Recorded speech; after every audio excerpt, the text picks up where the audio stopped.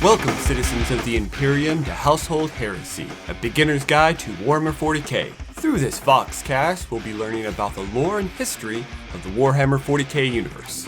Our goal is to break down the lengthy and at times overwhelming story of Warhammer 40k as through me, a fresh-faced newbie to this massive universe.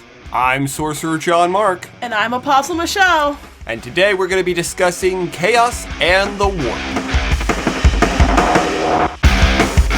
So, the Warp. We kind of talked about the Warp.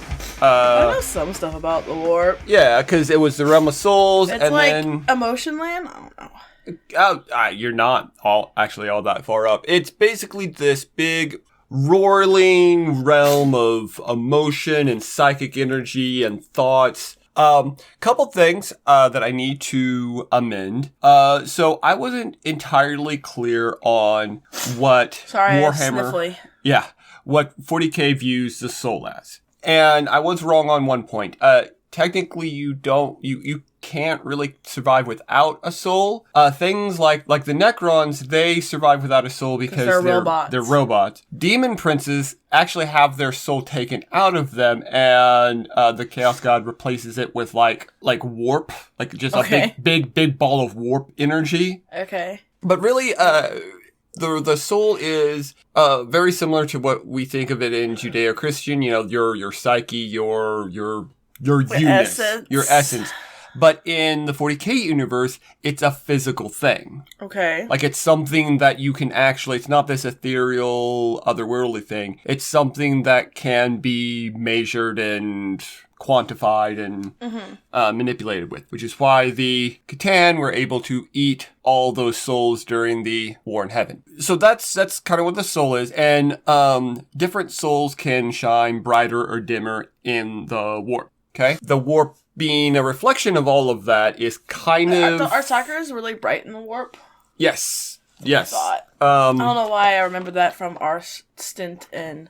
I think it was our stint in the roleplay game. Yes. Their souls shine super bright in the Warp, which can be a problem because there are things that live in the Warp that say, ooh, look, something tasty. So, we are going to talk about the Gods of Chaos. Now, I like the Chaos Gods. Technically speaking, a Chaos God or a God is any warp-based entity that is suitably powerful enough to be able to affect large parts of the warp, like a realm. Think of it like in Changelings, you had, the True Fae could make their own realms. Yeah. Gods can do that too. So, technically, the Eldar gods...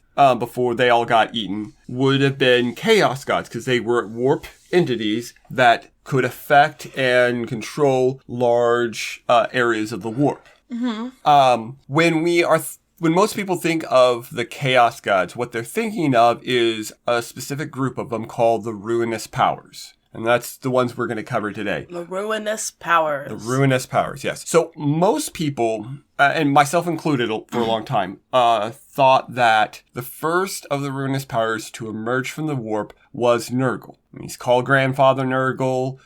Everyone said that he was the oldest. Though saying one of them is older than the other is kind of weird because in the Warp, there is no time. From the Warp, so that's different than... Yeah.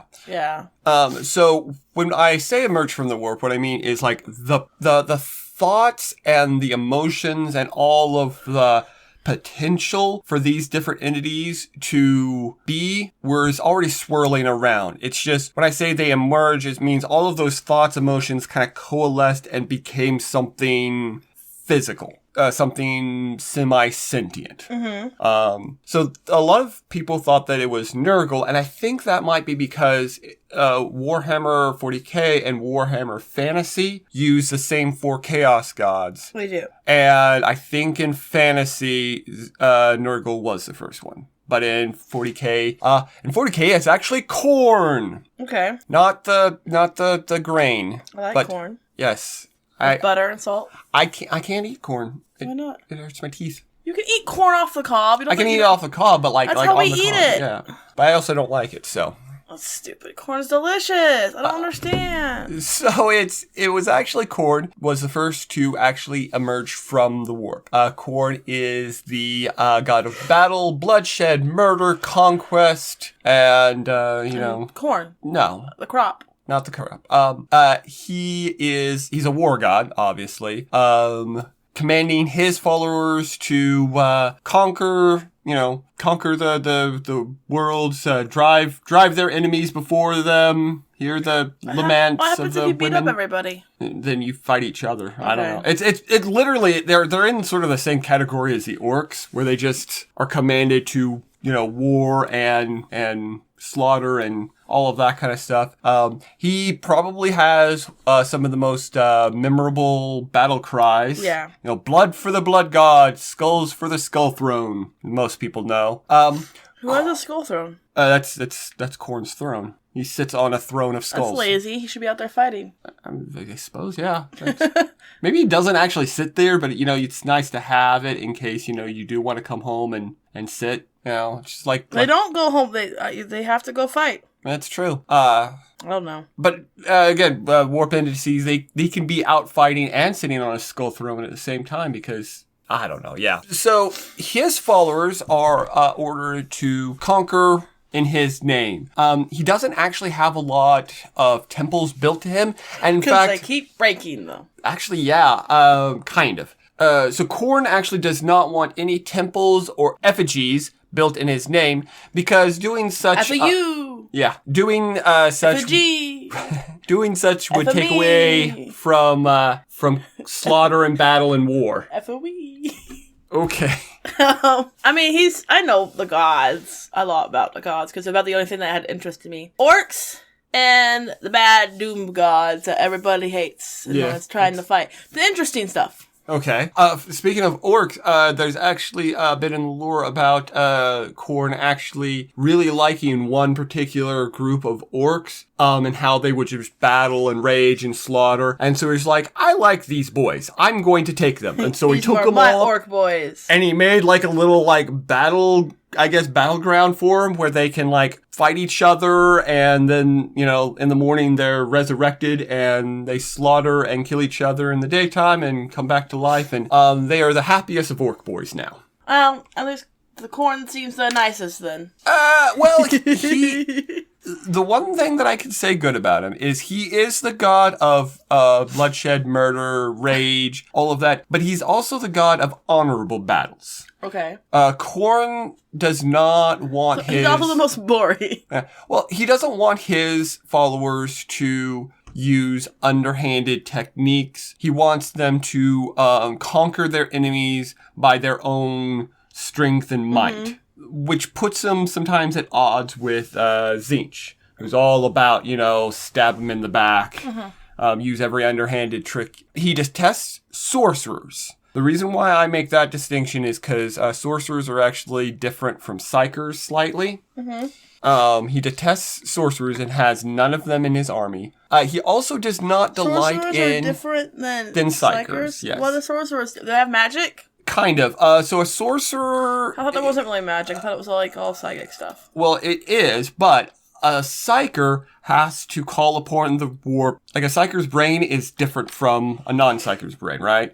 So they have that kind of means of connecting to the warp. A sorcerer, a non-psyker, could actually use sorcery by using items, talismans, glyphs, and spells to draw upon the power of the warp. So there is magic. Yes, kind of. Okay, I thought... Kind of. It's all warp. It's all warp. The warp is magic. The warp is magic, yes. Got it.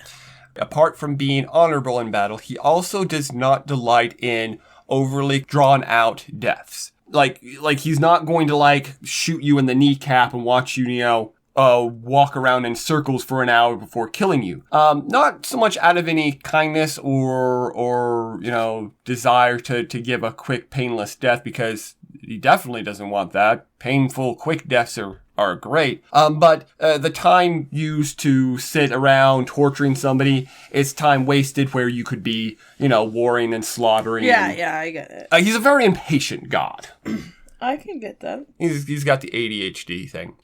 Next to emerge is Tzeentch. Tzeentch is known as the god of change. He is the god of mutation, sorcery, schemes, and deception. It's your favorite. Yeah, he is associated a lot with magic. A lot of the pretty much all chaos sorcerers. That's why you like him. Yeah, in one way or the other, give some honor to him. Anyways, he is a very strange creature. He's probably one of the most Lovecraftian of all of them.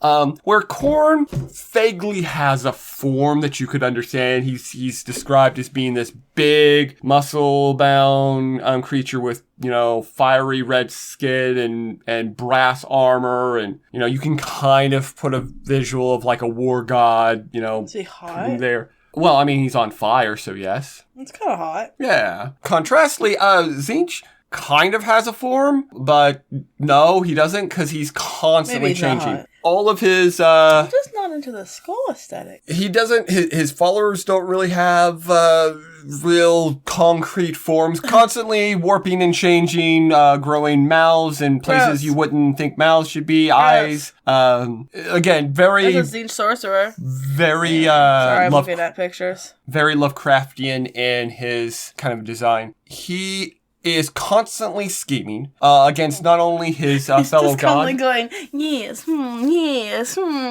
He's like rubbing his arms over like that little yeah, like the knuckle little over knuckle. Yes. Constantly creating plans within plans within plans. It's me. He schemes against both the physical and immaterial world, and against probably himself, because there's a joke within the community that if Tzeentch's plans ever come to full fruition, that he will cease to be, having no further purpose. So he schemes against not only the schemes of other people, but against his own schemes. So it's just this endless web of schemes. His realm is this giant crystalline labyrinth that is constantly shifting and changing the design. So anyone that would go there would just be lost there forever. Okay. A maze that changes its layout it. every second or so. That's not... it's pretty standard for a guy like this, honestly. Yeah. Like if I was designing them. Yeah. They kind of fit in their box pretty well. His followers are likely connivers, schemers. He usually tempts those that seek knowledge with knowledge. So that's his big temptation. Where Khorne's big temptation is like, I will give you power over your enemies. Tzeentch's, temptation is, hey, you know that bit of lore or knowledge that you've been going after? Here's a book. That's how he gets those smart people. Yeah, so he's got all the nerds. So, like, Khorne's got all the jocks on his side, and Tzeentch has all the nerds on his side. Any questions about either Khorne or Tzeentch? No, you've told me a lot about these throughout the years. Yeah. Like, I might be a fresh-faced newbie, but I've learned things through existing near this person, so. Yeah. I have known Tzeentch has been your favorite, and I think Khorne's the standard go-to for a lot of things for the lore. It is. Just because, it's easy. He's everywhere trying to fight stuff. Yeah, and it's easy he's good for, the Space Marine stuff, because... Yeah, I'll constantly war. They're front line. Now, something interesting about... Tzeentch and the other guys could probably be easier seen in, the... Inquisitor stuff or the merchant ones. Yeah. Something interesting about that is because of all of the warring and stuff like that, probably Khorne's one of the more well-fed Chaos Gods. The Chaos Gods actually feed off of the emotions and concepts that they represent. Mm-hmm. So Khorne can feed off of the energy of his followers going and slaughtering a village, but he also feeds off of the conquest of the Imperium. When the Imperium fights against the orcs, Khorne is fed. For, as it is written, Khorne cares not from whence the blood flows, only that it flows. Meaning that it doesn't matter who's battling, he still is profiting. Similarly, Tzeentch is fed constantly off of people's schemes and strategies. So yeah, he could get fed off of, one of his followers toppling an imperial hive city from within, but he could get fed just as well from a brilliant naval commander executing a strategy, a very brilliant strategy to win a unwinnable battle. Yeah. That's really why it's so hard to deal with these guys, because everything about it, both the good and the bad, yeah, you don't have to them. believe in them or follow them to feed them, so. Exactly. So next to emerge is actually Nurgle. They're my two favorite. Nurgle is the god of disease, decay. He's Santa. Flies. What? It's Santa Nurgle. He gives you gifts. He does give you gifts. Yeah, There's a gift. There's a picture of it. Google it, everybody. Google Santa Nurgle. Oh yes. I've seen that one. That one's so disturbing. I really think it's just a Nurgle with a beard on him. Santa it is. It is. It's just Nurgle. Yeah. Someone modded a model. Yeah, they put a beard on a model, and yeah. No, they didn't. They just put a beard in a hat. And a hat on a model, and that's cute. So Nurgle is... he's so gross. He is I love it. Pretty gross god, honestly. He, like I said, he's the god of disease, and he loves to spread those diseases.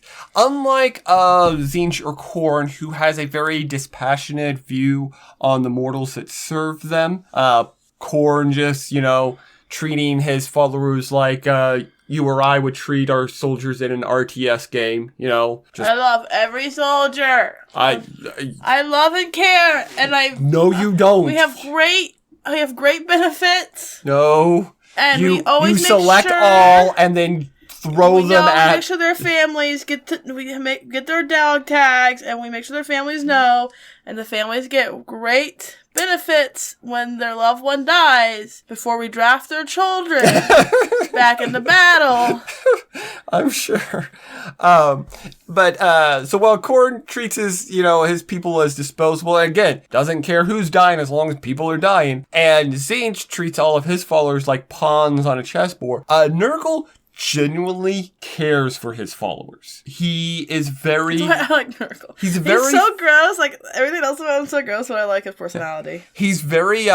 He's called Grandfather Nurgle because he's very fatherly in how he deals with his followers. The problem is his views, his perception is kind of twisted. So when he is giving his gifts of disease, these horrible, ravishing diseases, he is very, very fatherly in the administration of these diseases. He watches, and he's very fascinated. Administration is such a gross word. Fatherly in administration. It's an apt description. And he will he will oftentimes prolong the life of those people suffering from his affliction, or in his mind being gifted with his afflictions, so that they may enjoy his work as long as humanly possible. Consequently, most of his followers are super, super hardy, really hard to kill, because they just keep going. Even as their flesh is like rotting off, they are still coming at you. Also, his demons, the pieces of him that he sends out, are also like disturbingly happy about their lot. They're these gross, diseased, pus covered, their stomachs distended, their intestines coming out, and they're just coming at you, with smiles on their face, because they're so happy. I like it. They're so happy. It's very, very strange. Happy demons. He's one of the only chaos gods that's technically married. Yeah, he ended up stealing his wife, and we'll get into that. Well, okay, just because you steal someone doesn't mean they're married to you. What is taking notes from the Greek gods or something? Well, yeah. Oh. Yeah. Now, while Nurgle does represent, rot and decay and, this kind of thing. He also kind of represents the idea of, entropy, sort of the cycle of life and death. Something is created or something is born, it lives, and it will eventually die and decay. And it's that sort of that cycle of renewal that also, kind of feeds into Nurgle. So when a plague breaks out on a world, yes, Nurgle is fed, but he's also fed by just the basic everyday experience of life, death, renewal, all of that kind of situation. Do you have any questions about Nurgle before we go on? I don't have a lot of questions about him because I explained a lot I already know. Yeah. Are we gonna have individual episodes on them or something? We probably will. We want to definitely get through some of the early stuff. Because to understand some of the other events that are happening, you kind of have to understand these different concepts, like the Chaos Gods, in kind of more details. Finally, the final Chaos God to emerge, who emerged quite violently. And this one we will definitely have to go on in greater detail. This is actually my absolute favorite. Because this particular Chaos God is very much tied to the Eldar. Yes. Where Khorne, they're saying that he emerged from the warp around the time of the Dark Ages. Same for Tzeentch and Nurgle shortly after. Slaanesh was born at a very particular fixed point in time, and his death was so violent that it ripped the barrier between the Immaterium and the material world, creating what's known as the Eye of Terror. Mm-hmm. There's this big warp rift that has gobbled up so many planets and is still ever expanding. So Slaanesh is the god or goddess, depending on who you talk to. Them. They, them. Yes, it's a they, them. Of hedonism, lust, pleasure, debauchery. Or gender fluid, I guess. Yeah. Whatever they feel like that day. Yeah, it's all of... And perfection.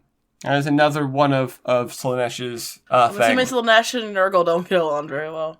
They don't. I don't think there's. I don't think any of the gods really get along. They don't. No, well. None of them do. They have what's called the Great Game.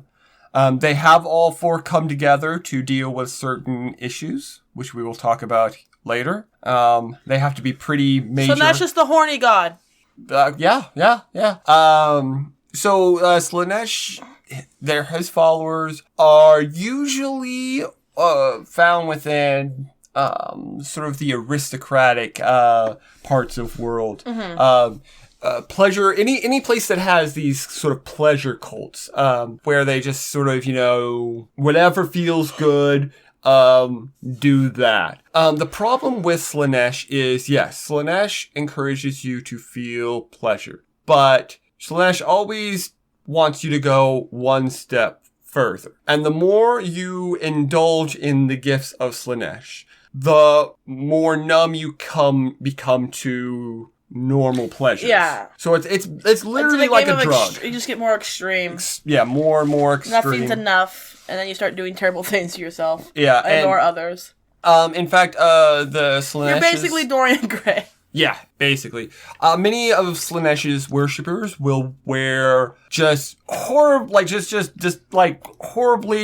bright, vibrant, clashing colors, just for the simple, just in hopes that they will feel anything, Mm-hmm. Because after in Slaanesh's service for long enough, you're just so numb to anything, any kind of sensation would be good for you. This desire to cause things to ramp up further and further and further, usually is what gets most Slaaneshi cults found out. Because while you can keep some of these activities, quiet from those around you. Themes. Yeah.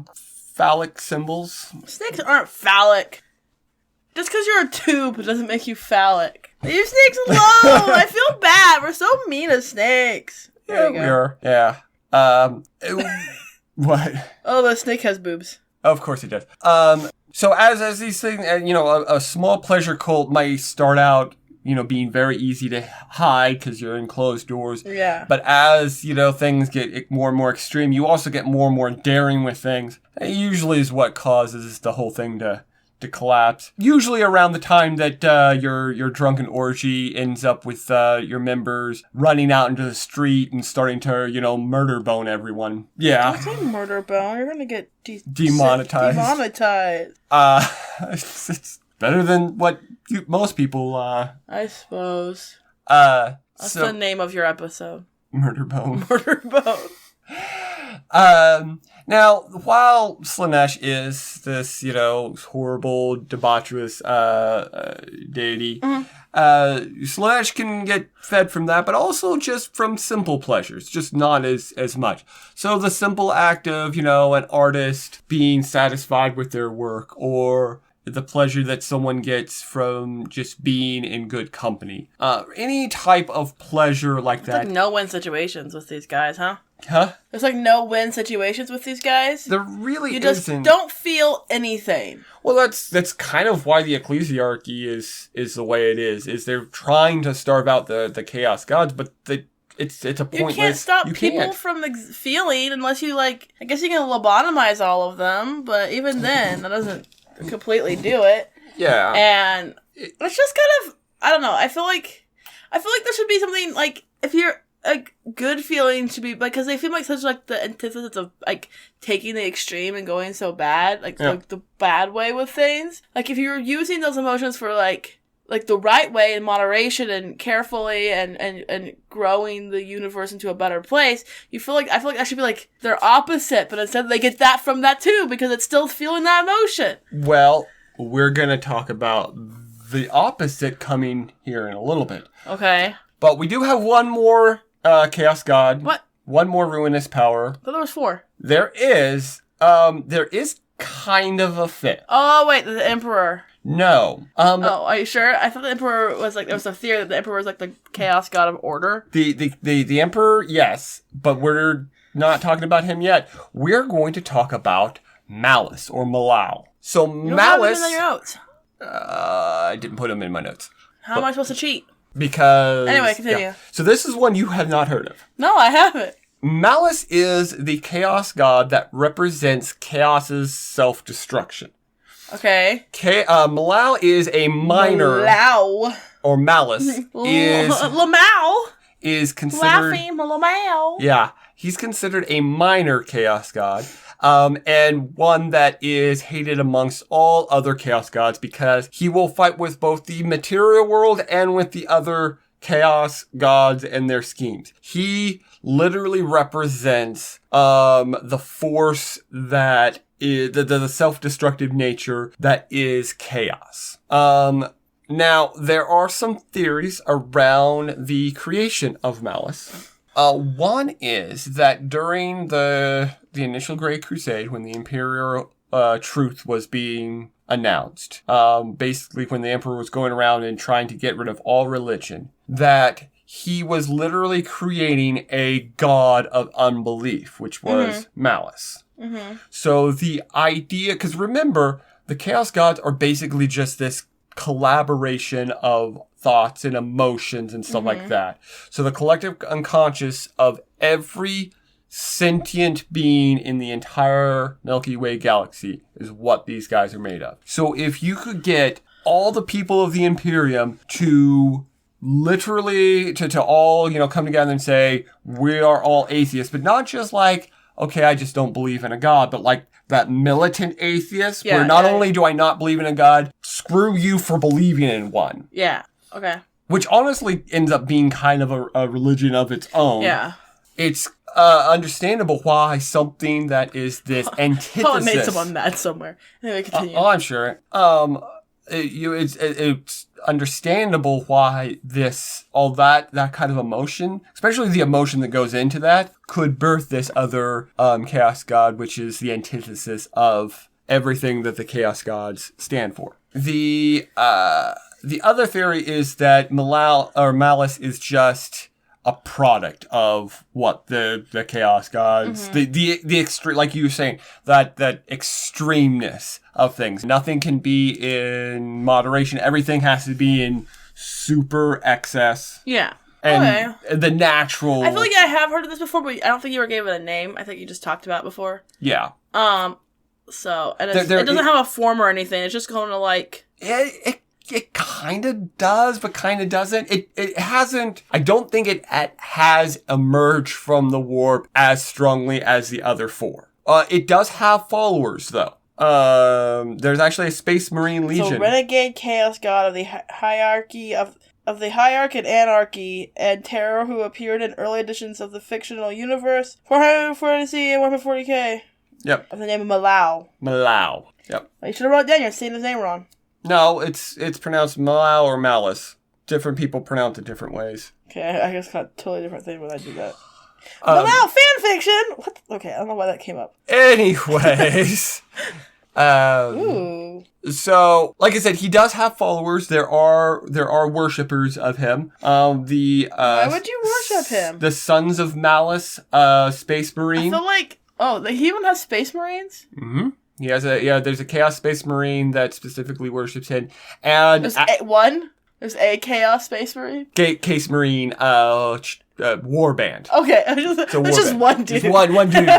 No, well, there might be, because they apparently have a ritual for every 100 years or so, they sacrifice a bunch of their people in hopes that they can, like, summon Malice or Malau. Well, they probably wait to get more people before they do that. Yeah. They don't just, like, no one else can join, because then they'd run out.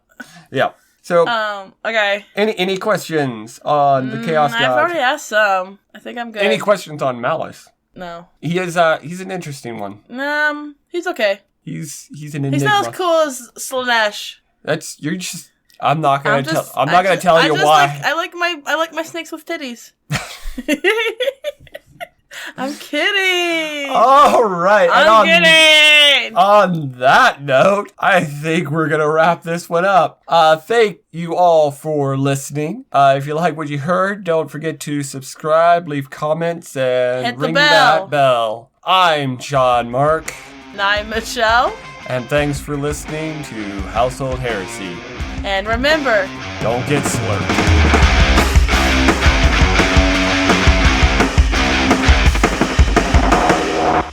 I was just going to say, don't forget to feed your titty snake. Your titty snake? Titty snake. All right. Titty snake, huh? Definitely going to get demonetized now. No, you don't get demonetized for the word titty.